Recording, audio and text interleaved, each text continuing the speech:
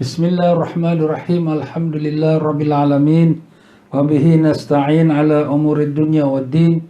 Allahumma salli wa sallim wa barik ala habibir rahman wa sayyidil akwan al-hadir ma'a man salla alaihi fi kulli zaman wa makan wa ala alihi wa sahbihi wa tabihi bihsan. Rabbi shrah li sadri wa yassir li amri wahlul 'uqdatam min lisani yafqahu qawli. Subhanaka la ilma lana illa ma 'allamtana innaka antal alimul hakim wa la hawla wa la quwwata illa billahil aliyyil azim. Ilahana anta maqsudana wa ridhaka matlubana a'tina mahabbataka ma'rifatak wa sallallahu ala sayyidina Muhammadin wa ala alihi wa sahbihi wa sallam walhamdulillahi rabbil alamin. Muslimin dan muslimat rahimakumullah. Assalamualaikum warahmatullahi wabarakatuh. Alhamdulillah, syukur kita kepada Allah Ta'ala. Syukur ya Allah, hari ini Kau telah sampaikan kami pada tanggal 11 Ramadan tahun 1441 Hijrah bersamaan dengan 4 hari bulan Mei tahun 2020 Masihi. Ya Allah, terimalah akan puasa kami pada hari ini dan hari-hari yang sebelumnya. Maafkanlah segala kelemahan kami dan kekurangan kami, ketelanjuran kami daripada dosa-dosa yang kami lakukan dengan sengaja atau tidak, yang zahir ataupun yang batin, yang besar atau yang kecil. Ya Allah, terimalah puasa kami ini dan lanjutkan usia kami sampai ke akhir Ramadan, sehingga dapat kami sempurnakan puasa Ramadan dengan sempurna, dengan mendapatkan keridhaan-Mu dan pengampunan-Mu dan rahmat-Mu dan kelepasan dari api neraka-Mu dengan berkat syafaat Nabi kami Rasulullah sallallahu alaihi wasallam. Allahumma amin ya rabbal alamin. Ya para jemaah sekalian semua, apa khabar? Mudah-mudahan Allah panjangkan umur dan semua dalam sihat walafiat, dalam keadaan taat dan ibadat, dalam dikabulkan iman dan taqwa, dan dibukakan pintu ma'rifat, dan dimatikan semua kita dalam iman, dalam Islam, dalam husnul khatimah, dan semua kita ditemukan dengan Rasulullah sallallahu alaihi wasallam. Allahumma amin ya rabbal alamin. Alhamdulillah para jemaah sekalian, kembali kita di dalam tazkirah Ramadan, di mana semalam kita telah mengatakan bahawa bulan Ramadan bulan yang tak dapat dipisahkan daripada Al-Quran, kerana Al-Quran dia diturunkan dalam bulan Ramadan. Bahkan semua kitab-kitab suci yang telah diturunkan pada nabi-nabi yang terdahulu, semuanya diturunkan dalam bulan Ramadan. Begitu mulia dan agungnya Ramadan. Sememangnya dia adalah bulan yang paling afdal, yang paling mulia, yang paling agung daripada semua 12 bulan. Jadi begitulah dia tuan-tuan dan puan-puan, bersyukur pada Allah. Allah Ta'ala telah temukan kita Ramadan tahun 1441 Hijrah. Mudah-mudahan Ramadan tahun ini lebih baik lagi daripada Ramadan-Ramadan yang sudah. Pada pelajaran kita semalam, tazkirah kita telah menyebutkan Al-Quran itu adalah merupakan kitabullah, iaitulah kalamullah. Dan kalamullah itu kita rasa kasih dan kita sayang, kita cinta. Sebab itulah tandanya sifat orang yang beriman. Apabila orang tu orang yang beriman, dia kasih apa segala yang bersangkut paut dengan Allah Ta'ala. Nabi Allah kita kasih, ke Baitullah kita kasih, masjid semua rumah Allah kita kasih. Begitulah juga Al-Quran, kalamullah, kita kasih kepadanya. Kalau kita jumpa Nabi SAW, boleh kita nak peluk, nak cium dia.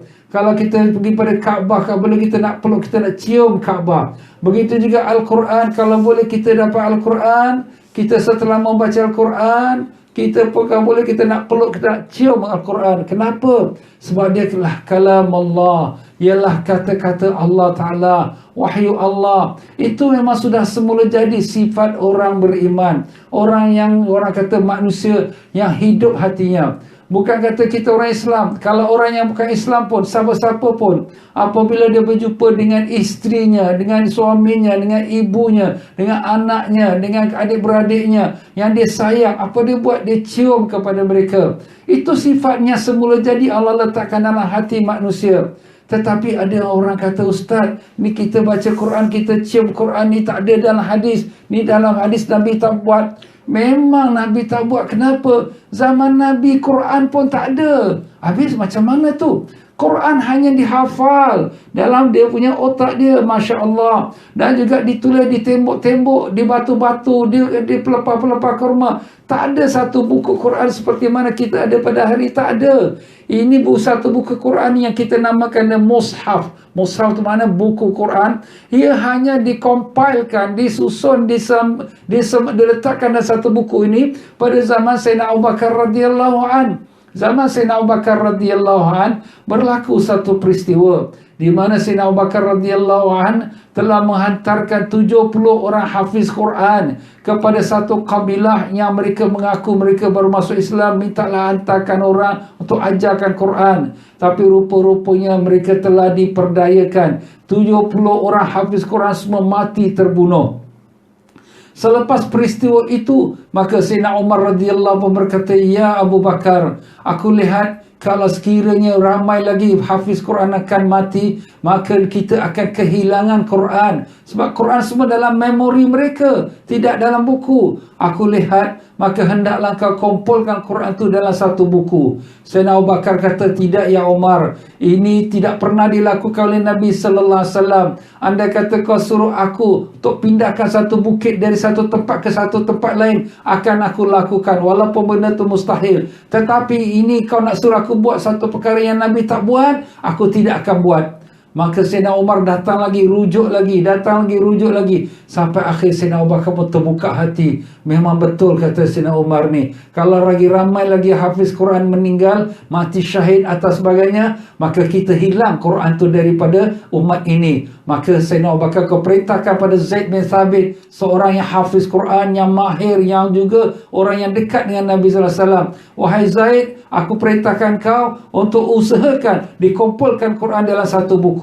Itulah baru namanya kita baca sekali Quran. Jadi memang zaman Nabi sallallahu alaihi wasallam tidak ada Quran dalam satu buku. Macam mana Nabi nak kucup dia, nak cium dia? Tetapi sebagaimana kita mengatakan, inilah tanda rasa kasih sayang kita. Sayyidina Bilal radhiyallahu an, apabila beliau ni sudah lama meninggalkan kota Madinah Munawwarah berjihad, sampailah beliau duduk di Damaskus di Syria. Setelah 6 bulan berada di Damaskus, satu malam dia bermimpi Rasulullah sallallahu alaihi wasallam. Rasulullah sallallahu alaihi wasallam pun berkata, "Ya Bilal, kau sudah tak rindu aku lagi ke? Tak sayang aku lagi ke? Tak suka aku lagi ke?" Masya Allah, Sayyidina Bilal boleh tersedah daripada tidurnya, menangis dia. Dia pun mengambil satu kuda yang begitu laju dan terus menyeberangi padang pasir beberapa hari dengan tidak ada cukup bekalan makan minumnya, terus sampai kota Madinah Munawwarah. Apa dia buat bila sampai kota Madinah? Terus dia pergi ke makam Nabi sallallahu alaihi wasallam, perkuburan Nabi. Zaman dulu tak ada pagar-pagar, semua tak ada. Depan-depan tu kubur Nabi sallallahu alaihi wasallam. Maka apa dia buat? Dia terus gulingkan muka dia di atas kubur Nabi. Dia cium kubur Nabi. Dia letak pipi kanan, letak pipi kiri. Kerana merasakan rindu, kasih pada Nabi sallallahu alaihi wasallam. Sememangnya sahabat semua kasih pada Nabi. Ini kan Bilal pula yang tukang azan Nabi sallallahu alaihi wasallam. Kasih rindu dengan Nabi. Cium, kau boleh nak jumpa Nabi, nak cium. Tapi Nabi sudah dikebumikan. Maka cium pada makamnya, kuburnya. Ini Bilal ini buat bid'ah ke? Ini cium kubur Nabi ini syirik ni. Astaghfirullah. Apa yang syirik? Syirik itu apa maknanya? Memperduakan Tuhan. Mengatakan ada Tuhan lain selain daripada Allah. Na'udzubillah.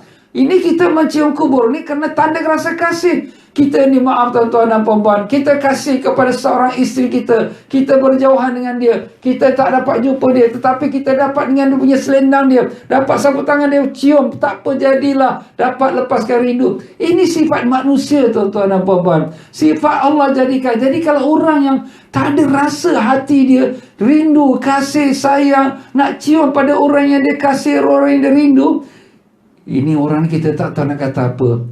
Hati dia dah kering dah agaknya. Dah tak ada perasaan dah. Roh dia tak ada, dah mati dah roh dia. Jiwa dia mati. Dia tak ada hati dia kepada manusia seperti mana Allah Ta'ala letakkan naluri manusia itu sendiri. Allah, kesian daripada mereka. Begitulah dia tuan-tuan dan puan-puan ya. Jadi bila kita baca Quran, kita rasa sayang, kita kasih, kita cium dia. Bukan kita sembah Quran. Nabi tak buat. Memang zaman Nabi pun tak ada Quran seperti mana yang ada pada kita hari ini. Jadi begitulah dia tuan-tuan dan puan-puan rahimakumullah. Apabila kita membaca Quran, kita kena ada adab seperti mana semalam kita telah jelaskan. Adab antaranya kira kita berwuduk, menghadap kiblat, pakaian yang sopan, dan kalau boleh berwangi-wangian. Dan sebelum kita mulakan baca, kita bersiwak untuk bersihkan gigi kita. Kenapa? Sebab para malaikat apabila kita berzikir ataupun kita baca Quran, dia letakkan bibirnya ke bibir kita. Kenapa? Itulah makanan malaikat. Malaikat dia tak makan nasi, dia tak makan roti, tapi dia makan zikrullah, dia makan bacaan-bacaan ayat Quran. Itulah kehidupan rohani para malaikat. Begitulah kita sunat kita bersihkan diri mulut kita. Jadi kalau kita makan sesuatu yang ada bau, kalau sebelum kita baca Quran, berus gigi kita, bersihkan komor-komor supaya kita berpenuh adab dengan baca Quran. Dan kita rasakan keagungan Al-Quran, ta'zim Al-Quran. Kenapa? Sebab dia adalah kitab Allah. Dan kitab Allah ni adalah wahyu Allah, bicaraan Allah Ta'ala. Jadi bagaimana perasaan kita kalau kita di depan bos kita, kita bercakap bos kita, kita dengan penuh rasa hormat dia. Ini kan pula Rabbul Alamin, Tuhan alam semesta. Jadi dengan penuh rasa ta'zim kita Al-Quran kita letakkan di tempatnya tertinggi. Jangan letak tempatnya rendah atas lantai, ini tak ada hormat. Dan bila kita letak dah ambil baca, letak atas almari. Dan lepas tu jangan kita tindihkan dengan kita letakkan buku ke apa atas dia. Jangan. Itu mana kita sudah merendahkan Quran. Kita jaga adab kita dengan Quran. Semacam mana kita jaga adab kita dengan Al-Quran, kita muliakan, kita agungkan, macam itulah Allah akan muliakan dan agungkan kita, insya-Allah taala. Amin ya rabbal alamin. Ya para jemaah sekalian, demikian juga sebagai sambungan daripada pembicaraan adab kita bila baca Al-Quran. Berkata Al-Imam iaitu Maulana Zakaria Kandahlawi, seorang ulama Syekhul Hadis, yang di mana beliau telah menyusunkan tentang kefadilat Al-Quran dalam fadilat amal. Semoga Allah merahmati rohnya dan meninggikan darjatnya dan melimpahkan keberkahan ilmu kepada kita. Maka kepada beliau dengan berkat Nabi SAW kita hadiahkan suratul Fatihah. A'udzubillahi minasyaitonirrajim. Bismillahirrahmanirrahim. Alhamdulillahirabbil alamin arrahmanir rahim maliki yaumiddin. Iyyaka na'budu wa iyyaka nasta'in. Ihdinas siratal mustaqim. Siratal ladzina an'amta 'alaihim ghairil maghdubi 'alaihim waladdallin. Amin. Maka beliau mengatakan, di antara adabnya kita baca Quran ialah tindak balas terhadap ayat rahmat atau ayat azab. Ya, jadi kita bila baca Quran tu, kalau ada ayat itu menyebut tentang ayat rahmat, kita pun doa, ya Allah, kurniakanlah rahmatmu, ya Allah. Mintalah Allah Ta'ala berikan kita kebaikan tersebut. Disebutkan tentang syurga, mudah-mudahan Allah maj'alna minhum. Ya Allah, jadikan kami daripada ahli syurga tersebut. Kalau disebutkan tentang neraka, na'udzubillah, ya Allah, jauhkan kami daripada azab neraka. Kita ada respon kita. Sebab Allah menceritakan tentang kebaikan, kita minta kebaikan. Allah menceritakan tentang azab, kita minta perlindungan. Macam itulah dia, kita punya respon kita. Bahkan lebih pada itu, bila Allah bertanya pada kita, kita pula menjawab. Yalah, kalau korang yang faham dan ada belajar Quran ya, Allah Ta'ala kata, alaihissallahu bi ahkamil hakimin. Ini dalam surah At-Tin wa Zaitun. Apa dia? Apakah tidak Allah Ta'ala tu sebaik-baik hakim dari sekalian hakim? Jawapan kita sudah tentulah Allah yang sebaik-baik hakim. Maka kita jawab, bala. Bala tu apa? Bahkan, wa ana ala zalika, wa ana dan aku ala zalika atas demikian itu, minasyahidin daripada yang menyaksikan. Mana kita menyaksikan benar Allah Ta'ala itu sebaik-baik hakim. Itu sunatlah kita bacanya kalau kita tahulah. Alamak Ustaz tak hafal lah. Sekali lagi Ustaz. Baik saya ulang sekali lagi. Bala, bukan bala. Jangan stop dengan hamzah. Bala saja. Bala wa ana ala zalika minasyahidin. Bahkan aku atas yang demikian itu daripada yang menyaksikan. Alah Ustaz tak faham bahasa Arab lah, panjang sangat.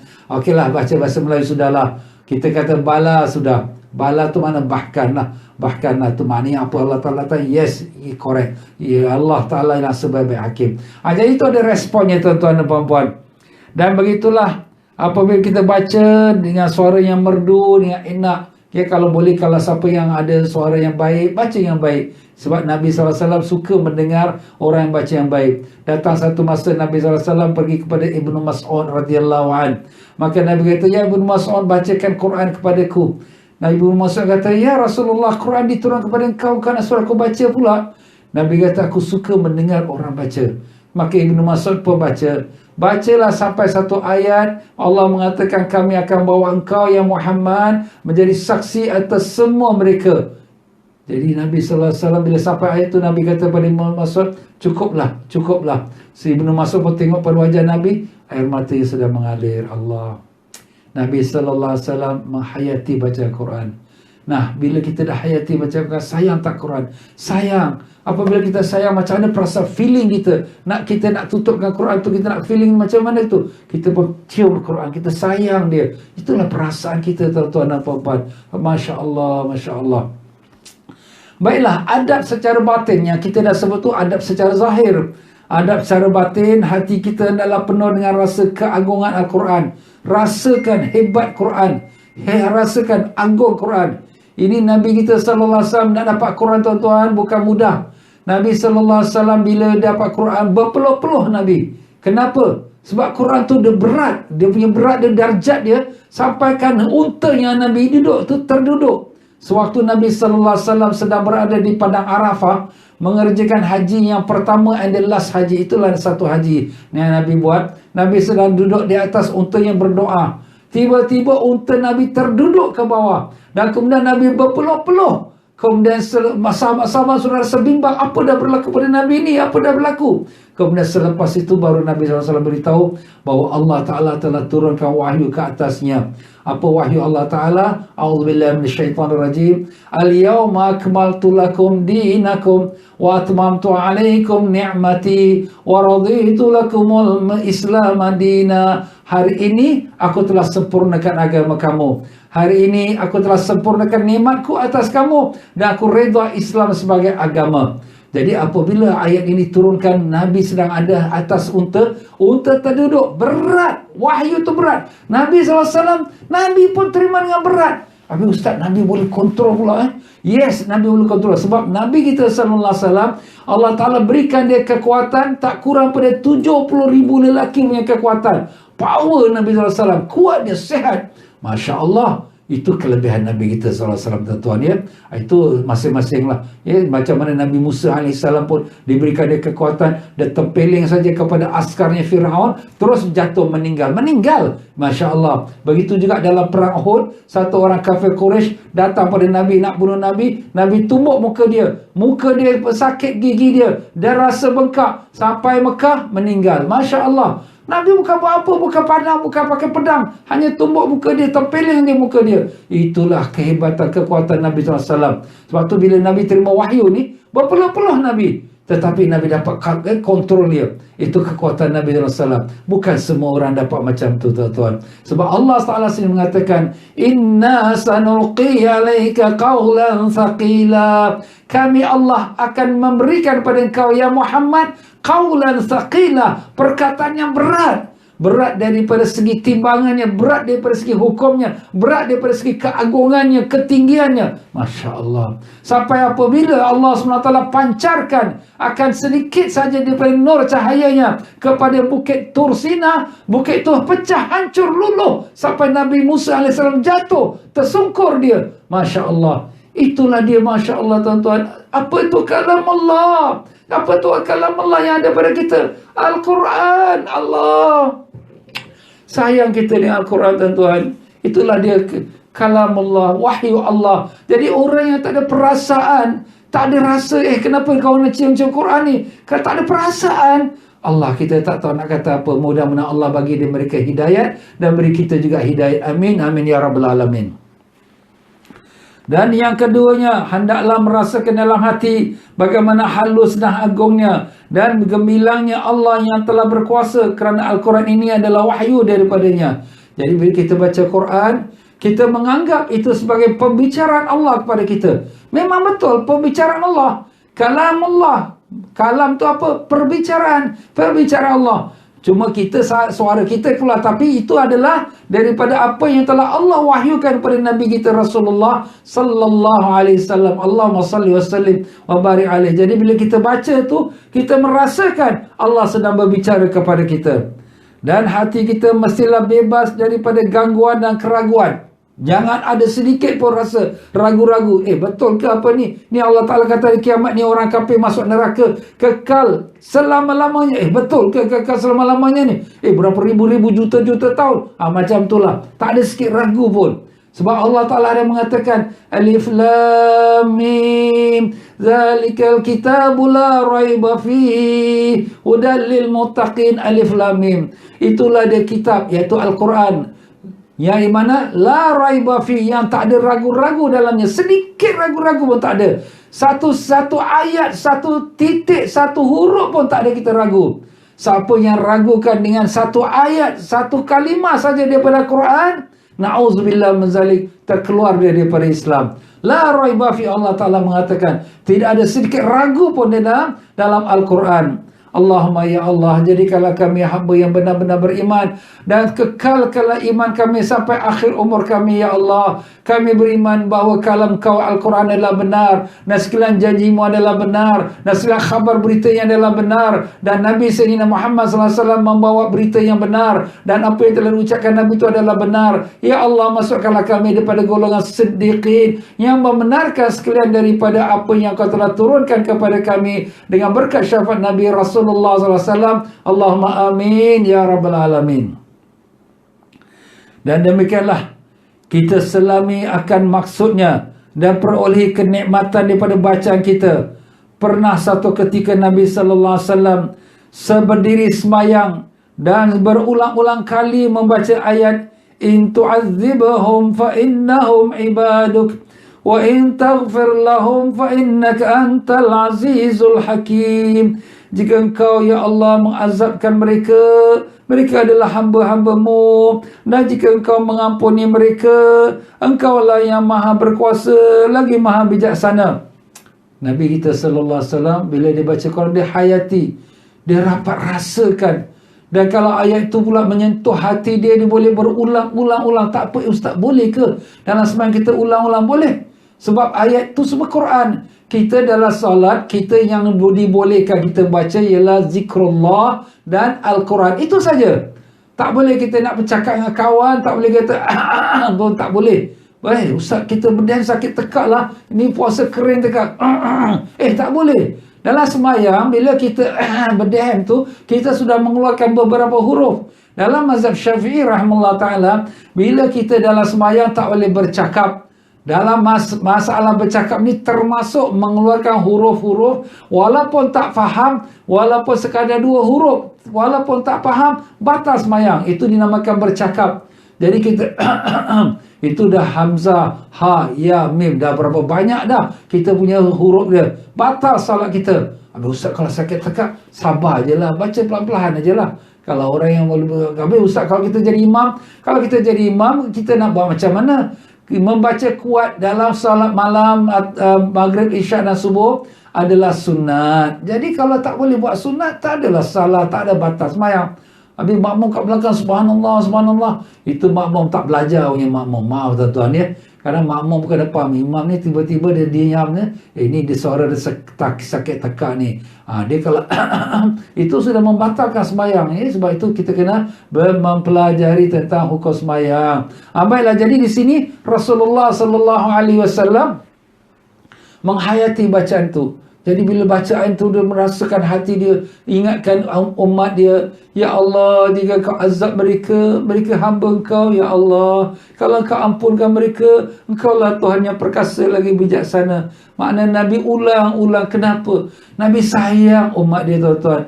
Tidak ada seorang pun besok di hari akhirat di padang mahsyar yang mencari kita. Tak ada isteri, tak ada suami, tak ada anak, tak ada mak bapak, semua tak ada cari kita. Bahkan nabi-nabi lain semua tak ada cari umatnya. Semua kata apa? Nafsi, nafsi, bagaimana diriku.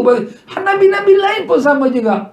Tetapi hanya satu orang saja yang cari kita. Siapa dia? Inilah dia, Rasulullah sallallahu alaihi wasallam. Allahumma salli wa sallim alaihi. Dia saja yang mengatakan, ummati, ummati, umatku, umatku. Dia tak cakap mana Sayyidina Hasan Husin, mana Fatimah, mana Sayyidatina Khadijah. Dia tak tanya. Tapi dia tanya, ummati, ummati, umat aku. Allah, tuan-tuan. Ya Allah, ya Tuhan kami, pertemukanlah kami dengan Nabi kami sallallahu alaihi wasallam. Kami rindu Nabi kami, ya Allah. Kami sayang Nabi kami, ya Allah. Sampaikanlah salam rindu kami pada Nabi kami, ya Allah.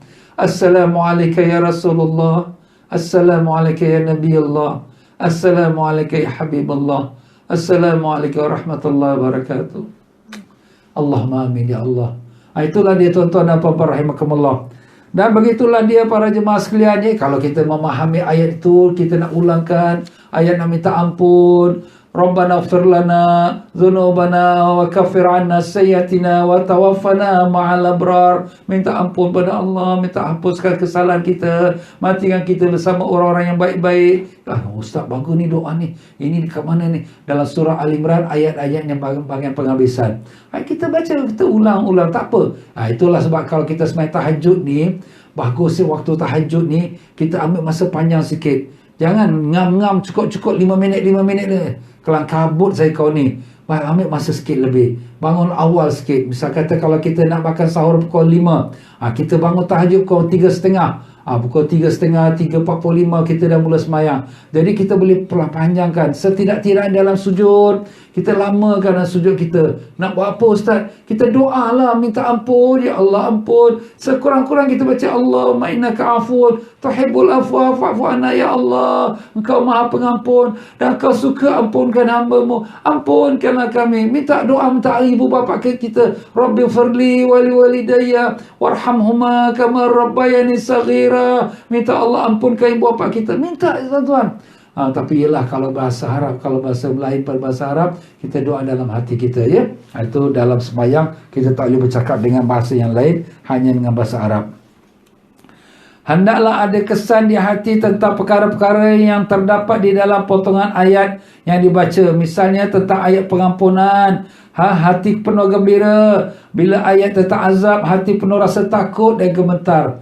Ada respon daripada hati kita. Jangan kita baca begitu saja. Yalah Ustaz, ni kalau orang yang faham bahasa Arab, ya apa nak buat, ya.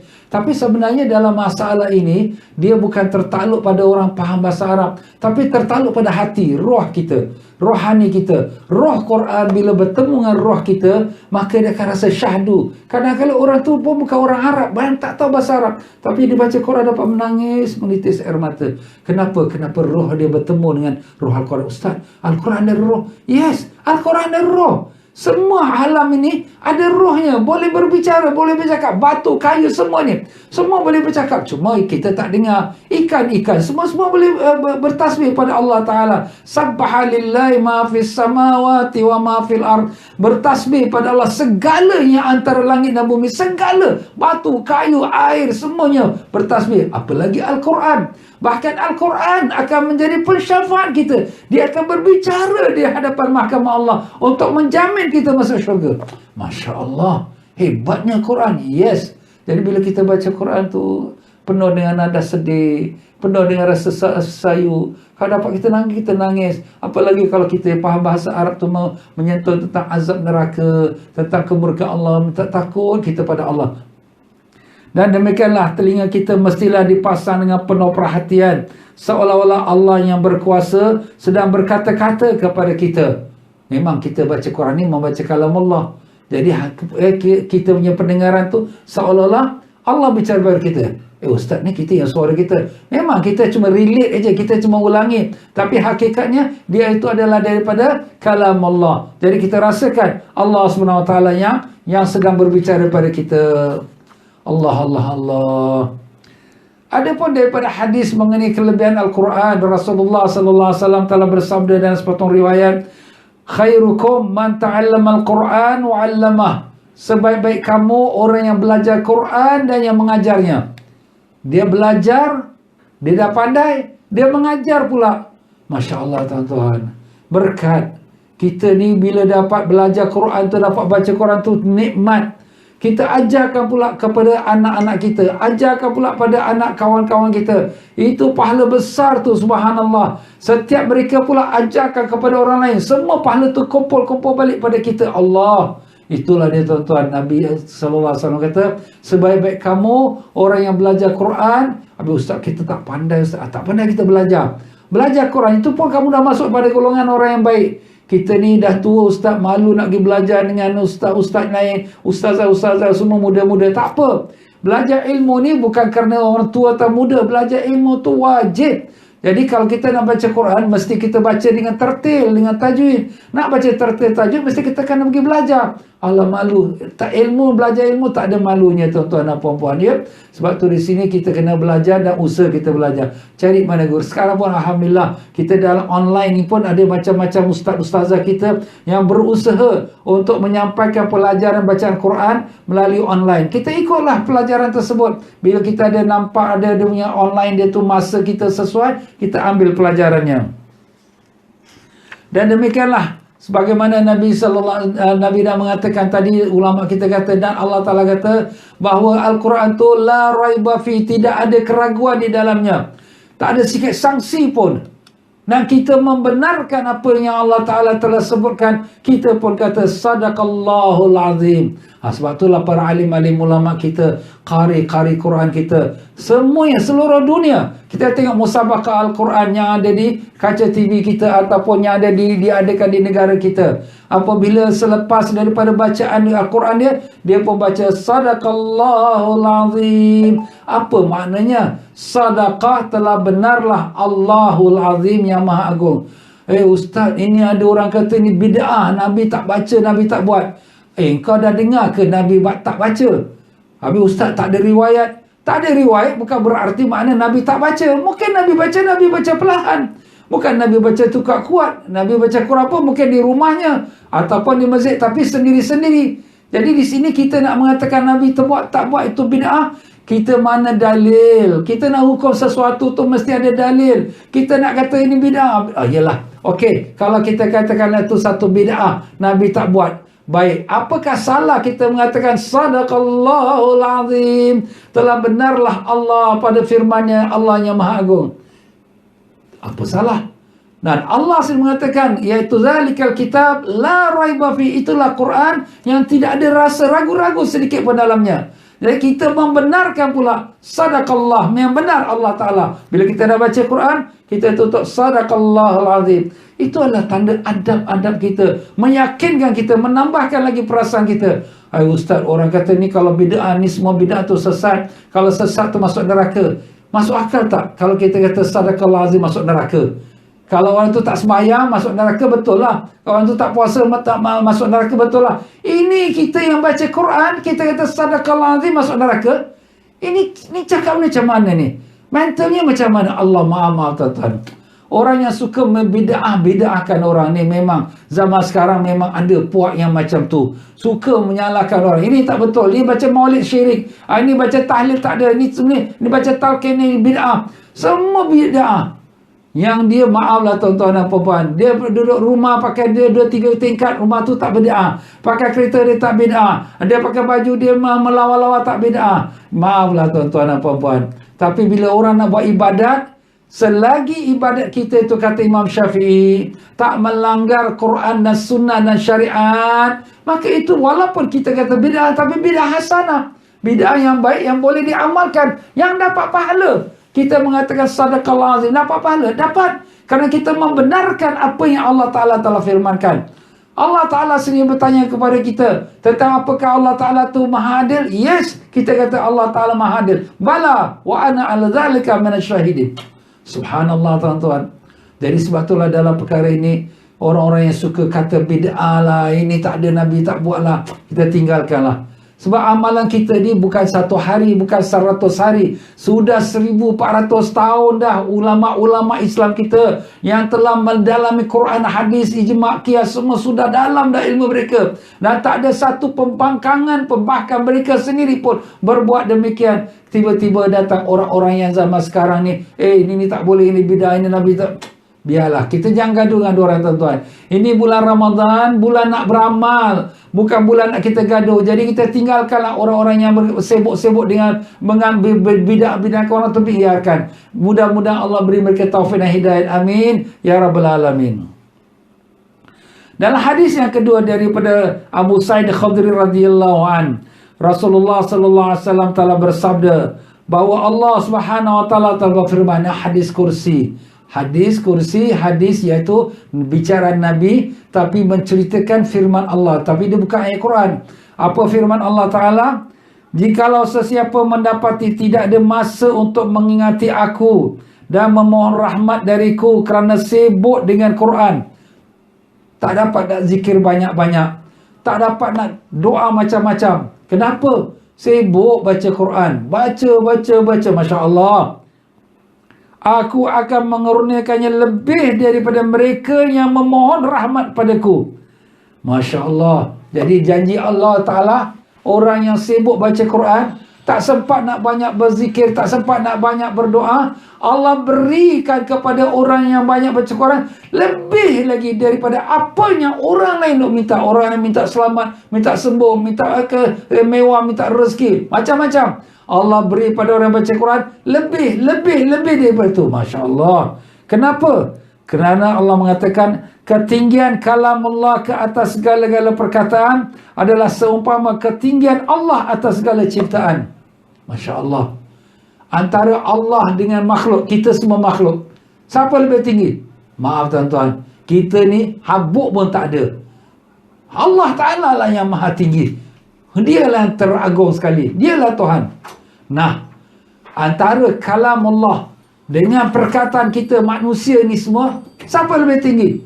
Ini kalam Allah. Macam mana tingginya Allah Ta'ala, begitulah tingginya kalam Allah di atas sekalian perkataan. Sebab tu bila kita baca Quran, jangan kita bercakap-cakap dengan orang.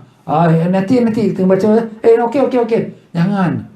Kenapa Ustaz? Tak ada hormat kita. Kita depan raja, depan pembesar, depan menteri, depan kawan pun kita bercakap-cakap, okey. Kawan kata dia ni kurang ajar, tak ada hormat aku depan dia bercakap. Nampak tuan-tuan? Sebab tu kita kena ada hormatlah kepada Al-Quran, ya Allah.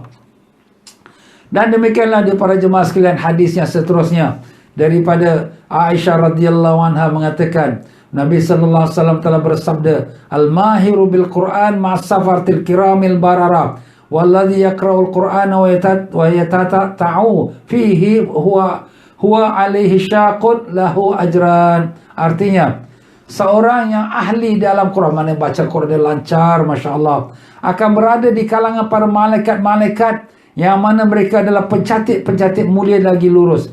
Dan seorang yang tidak lancar di dalam bacaan Quran dan terpaksa bertukus lumus untuk membacanya akan mendapat 2 pahala. Macam mana pula? Kita yang mahir, Alhamdulillah lah, di tempat-tempatnya para malaikat bagus, Masya Allah. Tapi yang tak mahir baca Bismillah, dia nak baca, nak eja dulu, tak apalah, baca juga, walaupun susah, merangkak-rangkak, baca juga. Dia dapat 2 ganjaran. Ganjaran pertama, dapat pahala baca. Ganjaran kedua, kerana dia usaha. Alah, dia itu baguslah, dia baca lancar, aku ni susah. Tak apa, baca juga susah. Dia baca 1 juz dalam 45 minit selesai. Aku ni nak baca 1 muka surat pun, dia setengah jam pun tak selesai. Tak apa, baca. Lama-lama dia lancar lah. Jadi makna sini kepada mereka lah yang mungkin tak fasih membaca Quran, jangan putus asa, jangan patah hati. Kerana Nabi SAW telah memberikan dia khabar gembira bahawa dia mendapat 2 kelebihan. Kelebihan baca Quran dan kelebihan daripada usaha dia, bersusah payah dia untuk membaca Al-Quran, ya. Demikianlah daripada hadis yang seterusnya, hadis yang ke-6 daripada Abu Musa radhiyallahu anhu meriwayatkan Rasulullah sallallahu alaihi wasallam telah bersabda, seseorang mukmin yang membaca Al-Quran adalah seumpama limaun manis yang mempunyai bau yang sedap dan rasa yang manis. Seseorang mukmin yang tidak baca Al-Quran adalah seumpama buah tamar yang tidak mempunyai bau walaupun ianya merasa manis. Orang munafik yang tidak baca Quran adalah seumpama buah liar yang mempunyai rasa yang pahit dan tidak mempunyai bau. Dan orang munafik yang membaca Al-Quran adalah seumpama bunga raihan, bunga yang baunya wangi tetapi rasanya pahit. Allahu Akbar. Ini Rasulullah sallallahu alaihi wasallam nak menyamakan, nak beri perumpamaan. Perumpamaan ini pertama sekali orang mukmin yang baca Quran. Mukmin ni dah baik orangnya. Baca Quran pula wangi dia keluar. Sampai umpama limau manis. Kalau kita kata limau manis ni dia baunya wangi. Dan kemudian bila kita makan dia pun sedap pula, lazat pula. Jadi macam itulah Nabi nak gambarkan. Limau manis ke, limau nipis ke, ya. Limau tipis ke ataupun nipis ke atau sebagainya. Ini memang baik. Bahkan memang limau ni pun satu perkara yang bagus. Kalau kita letak limau nipis ni di rumah kita, ya, syaitan atau jin dia tak masuk rumah kita. Ustaz, kenapa? Sebab dia ada pantang larang dia. Sebab tu kadang-kadang orang-orang yang nak berobat ni dia potong limau, ya, untuk nak membuatkan doa untuk jauhkan jin-jin syaitan ni. Itu ada dia punya amalan-amalan. Tapi itu bukan syirik. Sebab dia bukan minta kepada jin syaitan, dia minta pada Allah Ta'ala. Kita berobat ni tuan-tuan, semuanya kita minta pada Allah. Kalau kita pergi jumpa doktor pun kita minta pada Allah. Bukan doktor yang ubatkan kita. Kalau kita kata doktor yang ubatkan kita pun syirik juga tu. Itulah dia tuan-tuan dan puan-puan ya. Itu satu perumpamaan yang baik. Dan tapi kalau orang mukmin yang tak baca Quran, seperti buah tamar. Buah tamar tu dia sedap lah, tapi dia tak ada bau. Jadi orang mukmin ni dia tak ada, dia punya aura dia punya kehebatan dia tak ada. Cuma baik pada diri dia. Tapi yang baca Quran ada aura dia. Dia ada dia punya quality dia. Orang tengok pun ada tampanan dia, ada kehebatan dia. Itu berkat Quran tu. Bila kita baca Quran, kebesaran Quran ada dalam diri kita. Kebesaran dalam diri kita tu Allah pancarkan pula kepada luar. Orang tengok pun rasa gerun, rasa hormat. Bukan kita nak minta orang gerun atau hormat pada kita, tapi itu kelebihannya orang yang membaca Al-Quran. Allahumma ya Allah, ya Tuhan kami, jadikanlah kami dapat membaca Al-Quran setiap hari ya Allah. Terlebih lagi dalam bulan Ramadan ini, kurniakanlah kami dapat mengkhatamkan Al-Quran ya Allah. Ya Allah, jadikanlah Al-Quran sebagai teman kami dalam kubur kami. Jadikanlah Al-Quran sebagai pembela kami di padang mahsyar. Jadikanlah Al-Quran sebagai pembantu kami di atas jembatan Siratal Mustaqim. Ya Allah, jadikanlah Al-Quran sebagai teman kami di dalam syurga-Mu ya Allah. Ya Allah, basahkan lidah kami dengan baca Al-Quran. Mudahkanlah anak-anak kami semua dapat membaca Al-Quran ya Allah. Ya Allah, jadikan kami hidup dengan Al-Quran. Jadikan jiwa kami, hati kami rindu dan cinta pada Al-Quran. Ya Allah, ya Tuhan kami, maafkanlah kami kalau kami baca Quran dengan penuh kesalahan dan kesilapan, dengan kelalaian, yang tak khusyuk, yang tak memahami. Maaflah ya Allah. Ya Allah, berikanlah kami kekuatan untuk memenuhi adab-adab membaca Quran ya Allah. Ya Allah, ya Tuhan kami, semua kami bermohon padamu agar kau jadikanlah kami semua daripada golongan yang kau lepaskan daripada api neraka-Mu ya Allah, dengan berkat syafaat Nabi Rasulullah SAW. Demikian juga ibu ayah kami, datuk nenek kami, guru-guru kami, adik-beradik kami, pakcik-makcik kami, dan sekalian teman-teman kami dan mereka yang mengikuti program online ini ya Allah. Kau berikanlah kami dan mereka semua kelepasan daripada neraka-Mu ya Allah. Kami tahu janji-janji-Mu adalah benar ya Allah. Semua janji-Mu adalah benar. Neraka adalah benar, syurga adalah benar ya Allah. Selamatkanlah kami semua pada azab neraka-Mu di yaumul qiyamah kelak, dengan berkat syafaat Nabi kami Rasulullah SAW. Ya Allah, panjanglah usia kami sampai kami dapat sempurnakan ibadat puasa Ramadan sampai ke akhirnya, dan temukanlah kami dengan malam Lailatul Qadar ya Rahman ya Rabbal Alamin. Sampaikanlah hajat kami, sembuhkanlah penyakit-penyakit kami, sembuhkanlah penyakit orang-orang yang meminta doa daripada kami ya Allah. Ya Allah, angkatkanlah penyakit COVID-19 ini daripada kami, daripada negara kami dan negara-negara semua ya Allah. Ya Allah, selamatkanlah kami dunia sampai ke akhirat. Rabbana atina fid dunya hasanah wa fil akhirati hasanah wa qina adzabannar. Wa sallallahu ala sayyidina Muhammad wa ala alihi wa sahbihi wasallam. Walhamdulillahi rabbil alamin. Diri minta maaf banyak-banyak kalau ada salah silap saya, terkasar bahasa, tersinggung perasaan. Mana yang benar semua daripada Allah, yang salah silap itu semua daripada kelemahan diri saya sendiri. Mohon maaf. Dan sampaikanlah kita punya kelas kita Tazkirah Ramadan pada kawan-kawan kita yang lain. Mudah-mudahan semua mereka mendapat rahmat dan barakah dan kebaikan daripada apa yang kita pelajari dan kita amalkan insya-Allah. Dengan itu saya akhiri dengan mohon riba maaf. Aqulu qawli hadza wa astaghfirullahalazim li wa lakum wa billahi taufiq wal hidayah. Wassalamu alaikum warahmatullahi wabarakatuh.